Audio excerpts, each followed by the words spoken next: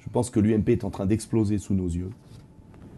Ça ne se voit pas parce qu'il y a la structure, etc. Mais ils ont compris que Sarkozy ne changerait rien. Était finalement le fruit d'un autre monde. Vous voyez, il n'a pas changé de monde. Alors que la France a changé d'époque. Et donc, je pense qu'il y a beaucoup de gens de l'UMP qui viennent chez nous, mais il y a aussi beaucoup de gens qui n'ont jamais eu d'appartenance politique et qui, beaucoup, ont voté Bayrou. Beaucoup. Pourquoi? Mais c'est normal, ils viennent chez nous parce qu'on est modérés. Nous sommes patriotes modérés. C'est-à-dire que nous voulons l'indépendance de la France, nous voulons mettre fin à ce système bruxellois qui n'a rien à voir avec la belle Europe. Et ils voient bien que nous, on veut la rupture, une vraie rupture, mais qu'on ne veut pas l'aventure. Et je crois que c'est ça l'avenir. Et vous savez, on a des sondages, parce qu'on nous a toujours dit, vous faites 2% et tout, c'est pas vrai. On a des sondages, en Ile-de-France, par exemple, à 7%, 6,5%.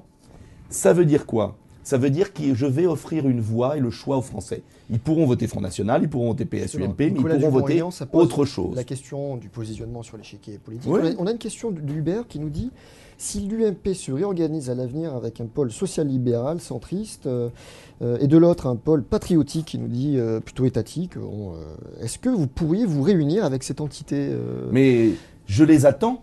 Ouais. J'attends Henri Guénaud, j'attends beaucoup de gens de l'UMP, de dirigeants, qui au fond d'eux-mêmes pensent exactement comme moi, mais qui ont subi ce social-libéralisme mou, cet européanisme échoué depuis 20 ans. Donc une scission à l'UMP entre le pôle centriste et le pôle plus étatiste, patriotique. Qu'il n'y a rien à voir. Vous y croyez, ce scénario?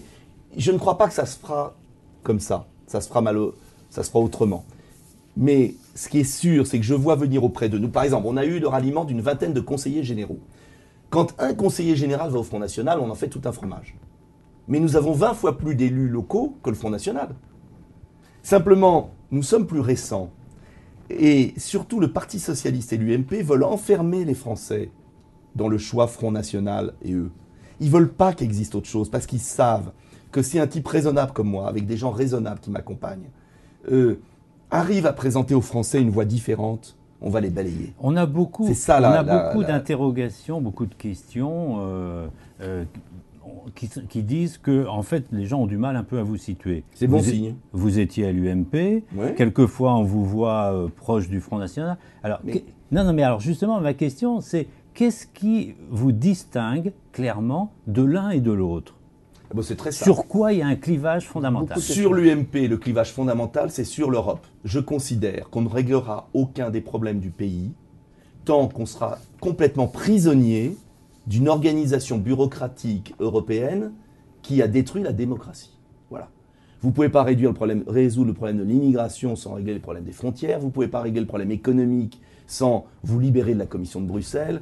Donc, le problème du PS et de l'UMP, c'est qu'ils ne sont plus maîtres chez eux. C'est tout. C'est ma différence avec l'UMP. Bon. Et avec le Front National? Avec le Front National est très simple. Nous n'avons pas du tout la même histoire politique. Je suis gaulliste. Je crois au rassemblement des Français. On ne peut pas réussir l'indépendance de la France. Que veut le Front National? Pourquoi le nier? Comme Chevènement. Si on ne rassemble pas tous les Français d'où qu'ils viennent. Je ne crois pas à l'identitarisme. Je déteste l'identitarisme. Je crois qu'on ne peut réussir qu'en rassemblant tout le monde sur le navire, quelle que soit son origine, sa religion. Je crois qu'il faut bloquer l'immigration, oui, mais il n'y aura jamais d'immigration zéro. Et je pense qu'il faut rassembler les Français d'où qu'ils viennent et redonner l'esprit de la nation et de la République. Mais c'est ce que dit Marine Le Pen. Oui, c'est vrai, c'est ce qu'elle dit. Je ne veux pas dire que ce qu'elle dit. Mais ce n'est pas obligatoirement ce qu'il y a dans son parti. Et chez nous, il n'y a jamais eu la moindre ambiguïté. Et tout le monde sait que nous serons capables de rassembler tout le monde. J'ajoute un dernier point. Sur le plan économique, il y a une différence aussi. Je suis beaucoup moins collectiviste que Mme Le Pen, qui a un programme digne de Mélenchon ou de Mitterrand 81, qui est un peu démagogique. Et je pense que si, un jour, enfin, on libère la France du PS et de l'UMP, ça fait 30 ans qu'on les subit, avec les résultats qu'on a vus, il ne faudra pas échouer. C'est un peu comme Tsipras en Grèce. Il ne faudra pas créer de nouveaux problèmes. Moi, je veux résoudre les problèmes du pays sans en créer de nouveaux. Et je pense que le Front National ou le Front de gauche en créerait de nouveaux. Donc, je pense que nous sommes les plus à même de gagner, de changer le pays, comme Tsipras en Grèce qui vient du côté gauche, comme UKIP en Angleterre qui vient du côté droit. Je ne sais pas si vous réalisez qu'on est dans un bouleversement politique. Je suis certain que dans l'histoire, est-ce que votre gaullisme... Ces années vont rester dans l'histoire comme les années du début du bouleversement politique. Est-ce que votre gaullisme ne date pas aussi d'une époque où les économies étaient moins ouvertes, où il y avait où la mondialisation était moins puissante? Mais la mondialisation, c'est un fait. On la prend telle qu'elle est. Mais regardez les pays qui s'en sortent dans la mondialisation. C'est curieux. Ce sont des pays qui ont une stratégie nationale, qui ont un protectionnisme national. Ils sont ouverts sur le monde, mais ils défendent leurs intérêts. L'Allemagne, le Japon, les États-Unis, l'Angleterre sont profondément nationaux et ouverts sur le monde. Donc arrêtons de nous faire passer pour des ringards. Les pays qui s'en sortent dans la mondialisation ont une stratégie nationale. Il faut être d'autant plus patriote qu'on est ouvert.